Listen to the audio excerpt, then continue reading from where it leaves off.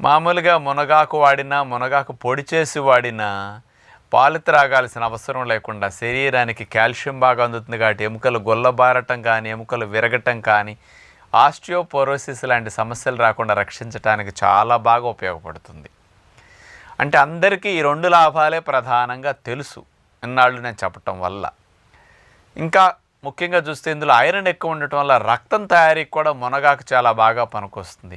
పూర్వం రోజుల్లో ప్రతి దొడ్లోనూ మొలక చెట్టు ఉండేది. ఆ కాడల్ని ఉల్లిపాయలు వేసి ఒకరోజు కూరగా వండేవారు. ఏ కూర లేనప్పుడు మునగాకు దూసేసి అంత పప్పు వేసేసి ఆకుకూర వండేసేవారు, మునగాకు ఫ్రై చేసేవారు. రక్తహీనత సమస్య రాకుండా మునగాకు బాగా పనికొస్తుందన్నమాట.